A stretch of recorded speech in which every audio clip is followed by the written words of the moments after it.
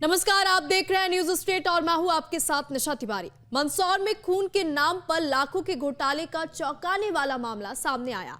आरोप है कि जिला अस्पताल के ब्लड बैंक में खून के नाम पर बड़े फर्जीवाड़े को अंजाम दिया गया। मामले के सामने आने के बाद हड़कंप मच गया तो अधिकारियों पर कई तरह के सवाल भी उठ रहे हैं। आज हम इस पर चर्चा करेंगे कि आखिरकार खून के ये लुटेरे कौन है और किसने खून के नाम पर बड़ी धांधली को अंजाम दिया। हमारे साथ खास मेहमानों का पैनल होगा, लेकिन पहले समझते हैं कि पूरा मामला क्या है। खून के नाम पर फर्जीवाड़े का खेल, ब्लड बैंक में खून के बदले उगाही का धंधा, खून के नाम पर धांधली वाली साजिश का खुलासा, ब्लड बैंक में लाखों के घोटाले से मचा हड़कंप। मंदसौर में खून के नाम पर गोरख धंधा चल रहा है। खून के नाम पर उगाही का खेल खेला जा रहा है। खून के नाम पर फर्जीवाड़े को अंजाम दिया जा रहा है। मामला जिला अस्पताल से सामने आया है, जहां के ब्लड बैंक में खून के बदले 43 लाख से ज्यादा के घोटाले को अंजाम दिया गया। इस खुलासे से पूरे जिले में हड़कंप मच गया है। बताया जा रहा है निजी अस्पतालों को दिए जाने वाले ब्लड के नाम पर फर्जीवाड़ा किया गया। डॉक्टर कर्मचारियों ने ब्लड बैंक से मिलने वाली राशि का बंदरबाट किया। प्रोत्साहन के नाम पर लाखों रुपए का फर्जीवाड़ा सामने आया। ब्लड बैंक में 43,91,000 रुपए की घोटाले को अंजाम दिया गया। मंदसौर जिला चिकित्सालय लैब में लगभग 43,91,000 बांटने का मामला कर्मचारियों में सामने आया है। जी हां, यहां पर निजी चिकित्सालय के जो डोनर हैं या जो मरीज हैं, उनके लिए ब्लड यहां से ले जाया जाता था, जिसका एक शुल्क 1,050 रुपये लिया जाता था।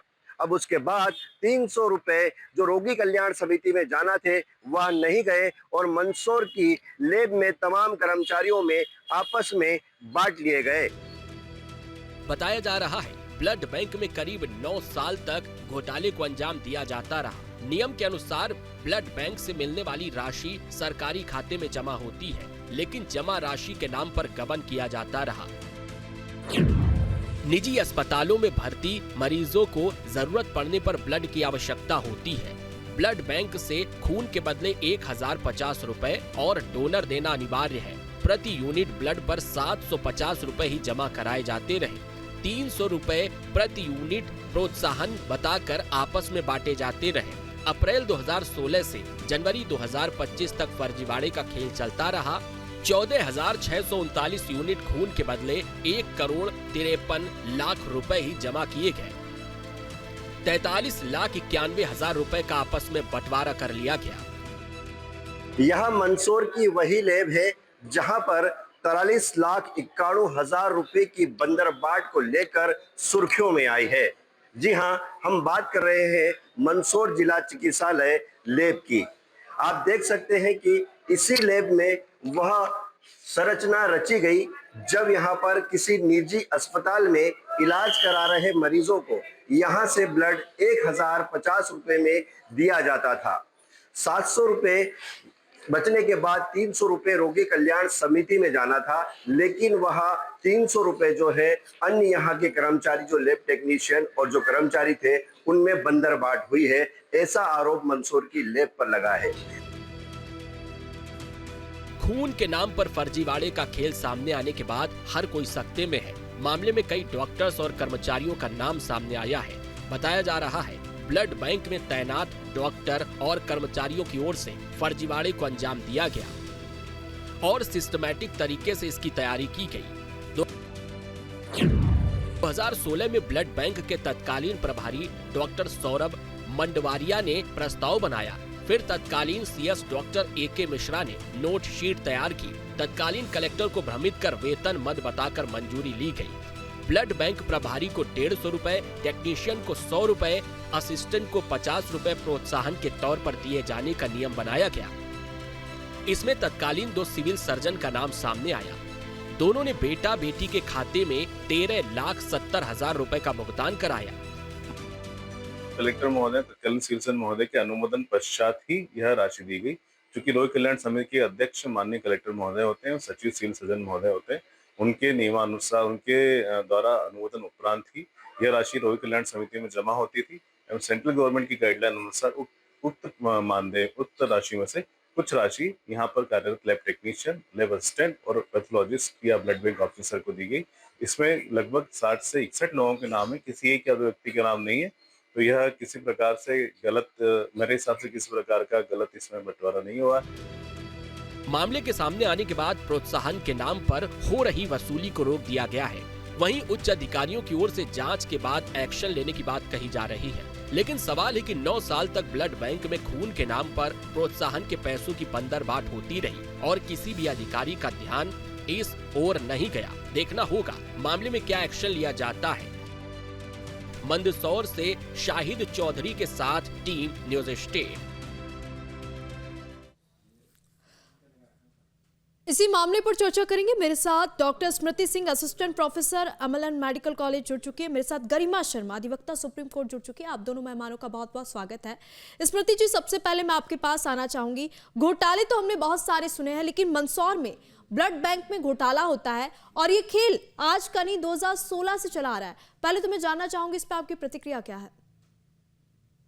देखिए, ब्लड बैंक में ये सब चीजें नहीं होनी चाहिए, क्योंकि अगर ऐसा होता है तो लोगों का विश्वास कम होता है। क्योंकि ब्लड जो है वो मार्केट में मिलता नहीं है। सबको पता है कि ब्लड आपको देना पड़ता है, ब्लड के बदले में आपको ब्लड मिलता है। और जो चार्जेस लगते हैं वो बेसिकली किसी का भी ब्लड किसी दूसरे को नहीं दिया जा सकता है। पहले उस ब्लड के इन्वेस्टिगेशन होते हैं कि उसमें कोई ऐसा इन्फेक्शियस डिजीज तो नहीं है, कि ये ब्लड किसी को देने लायक है कि नहीं है। उसके बाद ये ब्लड किसी को दिया जाता है। तो बेसिकली जो ब्लड के जो चार्जेस लगते हैं उसमें ये सारे इन्वेस्टिगेशन के ही चार्जेस होते हैं और ब्लड बैंक के जो थोड़े बहुत रख रखाव का होता है। तो ऐसी चीजें तो ब्लड के मामले में बिल्कुल ही नहीं होना चाहिए, क्योंकि बाहर अगर लोगों को ये पता चलेगा तो लोगों का ब्लड बैंक से उनका विश्वास बहुत कम हो जाएगा। और जो उनके मन में एक ये थॉट है कि ब्लड मार्केट में बिकता है, ये जो चीजें हैं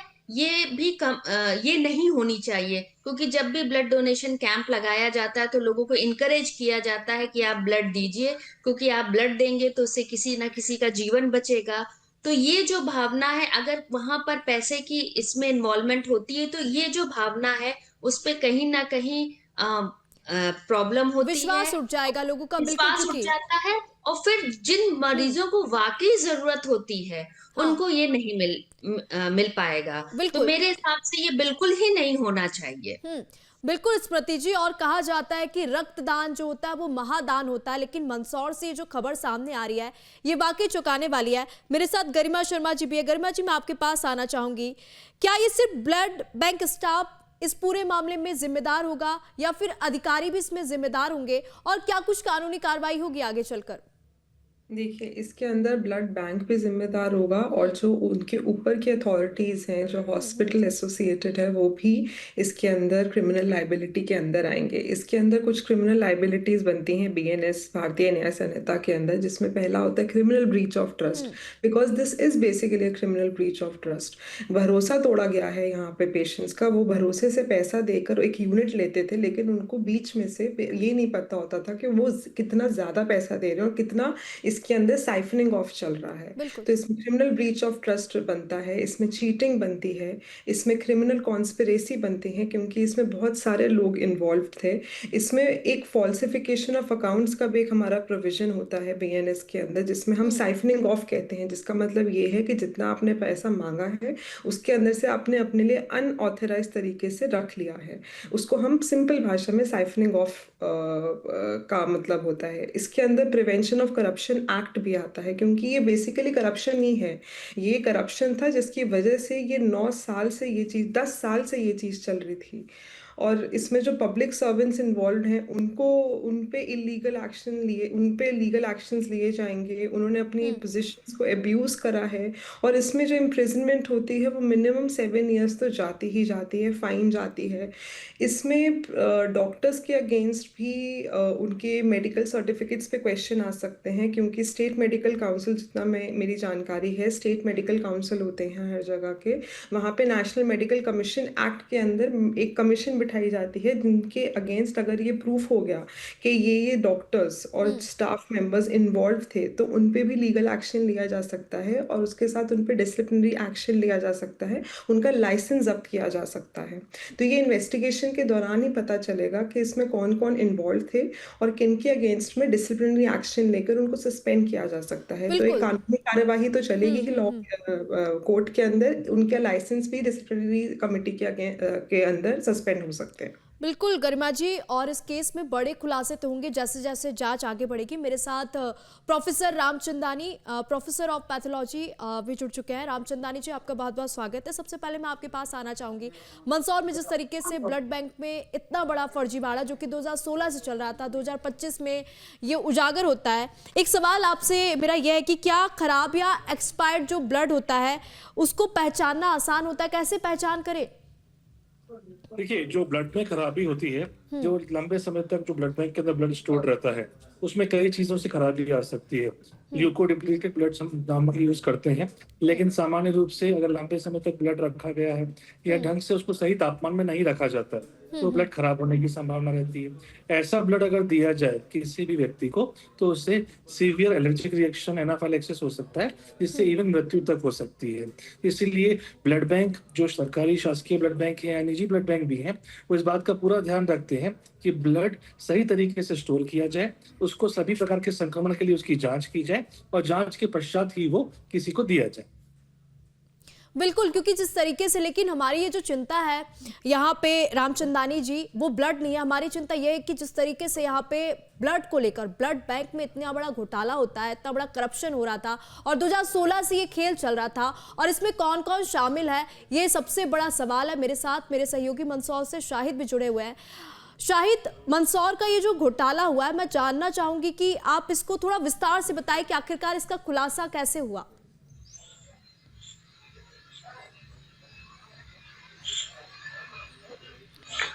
जी, मैं आपको बताना चाहूंगा कि जिस तरह से ब्लड बैंक के अंदर लगभग 8 से 9 साल के बीच में दरमियान में ये जो प्रोत्साहन के रूप में जो राशि कर्मचारियों को वितरित की गई है, लैब टेक्नीशियन, इसमें जो सीएस हैं, डॉक्टर्स हैं और हेड टेक्नीशियन, इन तमाम लोगों को यहाँ पर राशि बांटी गई है, जिसका आंकड़ा अगर देखा जाए तो 43,91,000 के लगभग जा रहा है। अब ऐसे में हम बात करें 2016 की, तब तत्कालीन कलेक्टर थे स्वतंत्र कुमार सिंह। उनके दरमियान जब ये मामला सामने आया था और उनके द्वारा ही ये सारी चीज़ों को यहाँ पर एक जो नियम होते हैं उसको के रूप में भ्रमित करे, ऐसा जिस तरह से आरोप लगाया गया है कि उनसे यह प्रस्ताव पास कराया गया था ताकि प्रोत्साहन राशि जो टेक्नीशियन है उनमें बढ़ सके।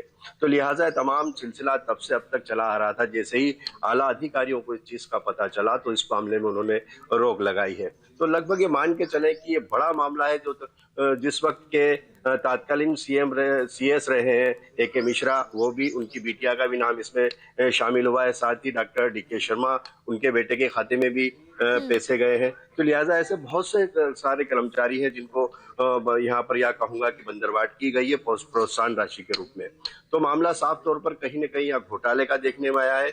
बड़ा विषय है। जांच अधिकारी और तमाम जो लोग हैं, हमारी खबर चलने के बाद शायद वो खबर देख रहे होंगे, तो इसमें तत्काल इस पे एक्शन होने की पूरी संभावना है, क्योंकि यहाँ पर मंदसौर जिला चिकित्सालय के अंदर एक हड़कंप सा मचा हुआ है, क्योंकि काफी समय से लोग यहाँ पर अपनी जो प्रोत्साहन के रूप में मिलने वाली राशि है वह ले रहे थे। जी ठीक है रामचंदानी जी, मैं आपके पास फिर से आना चाहूंगी। क्या रिकॉर्ड में हेरफेर को लैब स्तर पर पकड़ा जा सकता है? क्या जब ब्लड आता है अस्पताल में तब उसकी जांच की जाती है क्या? ये सबसे बड़ा सवाल है।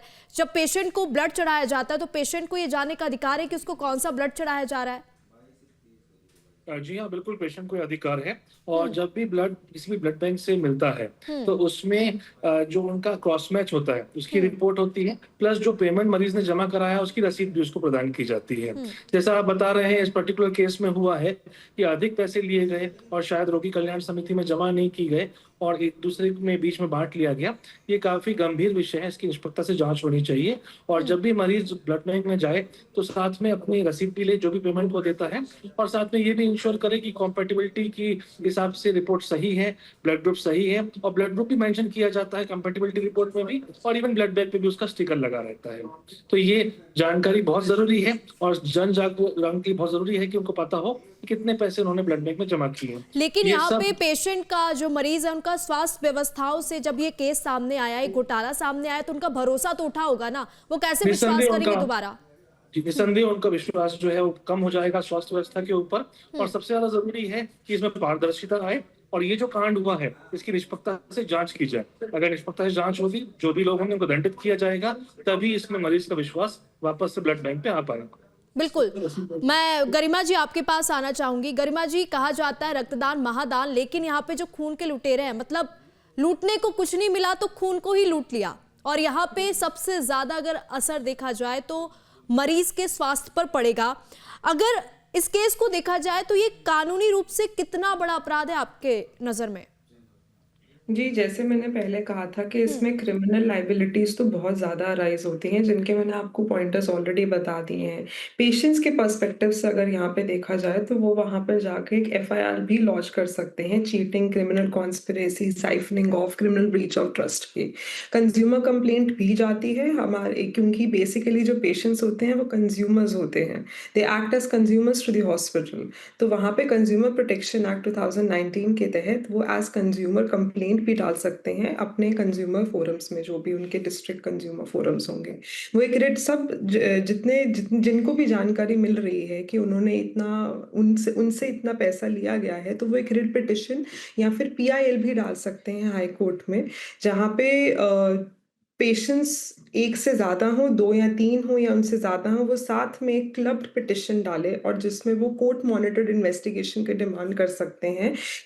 जैसे मैंने आपको पहले ही बताया था कि एक डिसिप्लिनरी कमेटी तो बनेगी ही, स्टेट मेडिकल काउंसिल के तहत एक और कमेटी बन सकती है जो कोर्ट मॉनिटर्ड होगी, जिसके अंदर रिफंड मैकेनिज्म को देखा जाएगा। बेसिकली देखा जाना चाहिए, मैं कहूँगी ये, कि जिसमें देखा जाए कि कितने पेशेंट्स से इतना पैसा लिया गया है, पूरे रिकॉर्ड्स निकाले जाएं और कितने पेशेंट्स को वापस रिफंड किया जा सकता है, और ताकि पॉलिसी में करेक्शन आए और पेशेंट्स का भरोसा ना उठे। कुछ चंद लोगों की वजह से पूरे ब्लड बैंक पे क्वेश्चन नहीं उठना चाहिए, ऐसा मैं मानती हूँ। और ये ब्लड बैंक की रिस्पॉन्सिबिलिटी और ये जिम्मेदारी होनी चाहिए कि उनको ऐसी कमेटी बनाकर उन पैसों पे जो पैसे हैं उनको रिफंड करवाना चाहिए एक स्ट्रक्चर्ड मैनर में। और एक वो हेल्थ अथॉरिटीज जो होते हैं, चीफ मेडिकल या हेल्थ ऑफिसर्स होते हैं, उनको भी एक कंप्लेंट रिटन दे सकते हैं जो पेशेंट्स हैं, ताकि वो एक विजिलेंस कमेटी की डिमांड करें और विजिलेंस डिपार्टमेंट से कहें कि जो डॉक्टर्स इसके अंदर जिम्मेदार थे, जो स्टाफ मेंबर्स इस पर जिम्मेदार थे, वो उनको कॉम्पनसेट करें। तो यही नहीं कि सिर्फ रिफंड किया जाए, उनको रिफंड के साथ एक कॉम्पनसेशन भी दी जाए, जिसको हम मुआवजा कहते हैं। जितना पैसा उनसे लिया गया है वो उसके साथ में कॉम्पनसेशन जो मुआवजा के तौर पे उनको मिलनी चाहिए। ठीक है। मंदसौर से लगातार मेरे सहयोगी शाहिद बने हुए हैं। शाहिद, एक बड़ा मामला यहाँ से सामने आया है, लेकिन सबसे बड़ा सवाल यही है कि इतना बड़ा घोटाला जो कि 2016 से चला आ रहा है, अब ये जो घोटाला उजागर होता है तो क्या अधिकारियों को इसकी खबर नहीं थी, कलेक्टर को इसकी खबर नहीं थी, क्या हॉस्पिटल में जांच नहीं होता था? सबसे बड़ा सवाल यही है।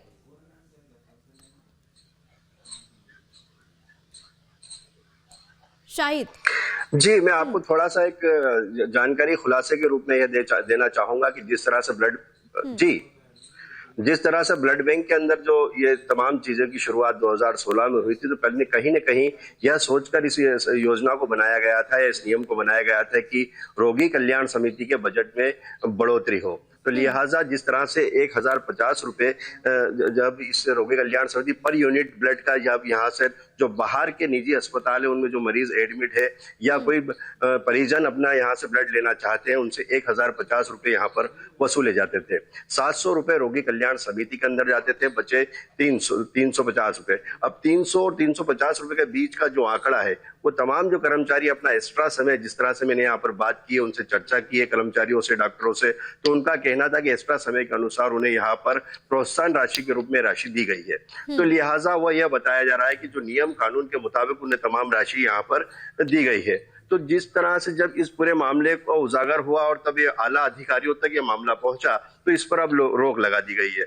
तो लिहाजा जिस तरह से हमने जो सौरभ मंडवारिया जी है लैब के हेड टेक्नीशियन, उनसे जो हमने चर्चा की तो उनका यह कहना था कि मामला हमारे संज्ञान में आया है, वो भी मीडिया के माध्यम से आया है, हमने देखा है, लेकिन अब इसमें क्या जांच होती है, कोई प्रतिवेदन शिकायती आवेदन आएगा तो विधिवत रूप से उसका जवाब देंगे। तो लिहाजा एक बहुत बड़ा घोटाले का मामला मंदसौर के अंदर साफ तौर पर देखा जा रहा है कि बगैर नियम के मुताबिक किस तरह से, क्यों और कैसे इस राशि को यहाँ पर आम कर्मचारियों में या डॉक्टरों में बांटा जा रहा था। एक बड़ा जांच का विषय है। ये जांच का विषय और बड़े खुलासे भी होंगे। मैं रामचंदानी जी आपके पास आना चाहूंगी।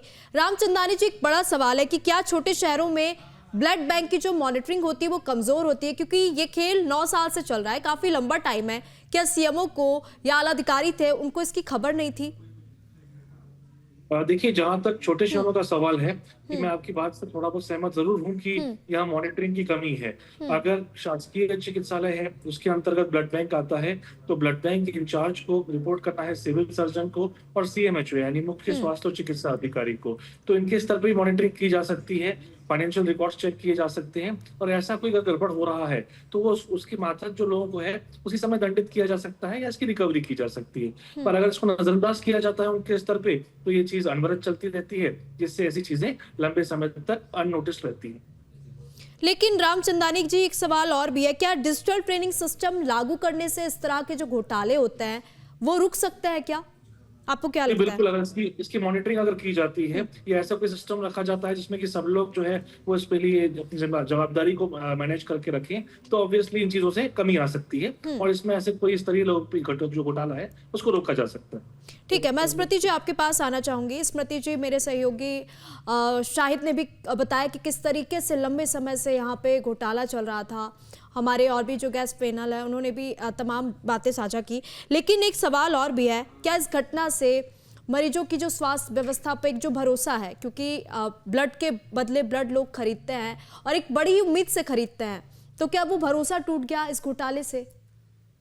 जी, इस घोटाले का जो सबसे बड़ा प्रोस्पेक्टिव जो मैं एज ए डॉक्टर देख रही हूँ कि जो पेशेंट और डॉक्टर रिलेशन है वो बहुत इससे खराब हो जाएगा, क्योंकि जब पेशेंट आता है वो डॉक्टर के पास एक भरोसे के साथ आता है। अगर दोनों में ही भरोसे की कमी हो जाएगी तो फिर डॉक्टर के लिए भी पेशेंट को ट्रीट करना मुश्किल होगा। और जब भी डॉक्टर ने अगर मरीज को बोला कि आप जाइए, अटेंडेंट को बोला कि जाइए ब्लड ले आइए, तो सबसे पहले उसके दिमाग में आएगा कि ऐसा तो नहीं, ये ब्लड मुझे इसलिए मंगा रहे हैं क्योंकि उनको इससे कट मिलता है।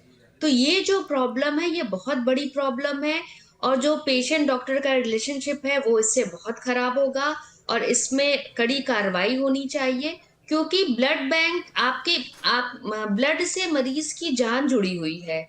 ब्लड मार्केट में नहीं मिलता है, ब्लड आपको ब्लड बैंक से ही लेना पड़ता है, और इसीलिए ये सारी चीजें बनी है कि कहीं भी कोई भी चीज ब्लैक में ना मिले या मरीज को कोई गलत चीज ना मिले, उसको एकदम सही चीज मिले। और उसको ये भी बताया जाता है कि आपको जो ये पैसा आप दे रहे हैं ये ब्लड के लिए नहीं दे रहे हैं। मतलब कई बार मरीजों को लगता है कि हम पैसे देकर ब्लड खरीद लेंगे, तो उनको डॉक्टर समझाते हैं कि जो आप ब्लड बैंक में, आपको कि उनका पहला सवाल होता है कि हम तो डोनर भी दे रहे हैं, हमें फिर किस बात का पैसा। ठीक है स्मृति जी, मैं आपको यहाँ पे रोकना चाहूंगी, समय का हमारे पास अभाव है, लेकिन सवाल यहाँ पे कई सारे हैं, क्योंकि ये मामला बाकी चौंकाने वाला है, जहाँ पे ब्लड बैंक में कितना बड़ा भ्रष्टाचार हुआ और एक लंबे समय से ये खेल चल रहा था। बहुत बहुत धन्यवाद डॉक्टर स्मृति जी। हमारे साथ प्रोफेसर रामचंदानी जी जुड़े, आपका भी बहुत बहुत धन्यवाद। गरिमा शर्मा, आपका भी बहुत बहुत धन्यवाद। शाहिद, आपका भी धन्यवाद।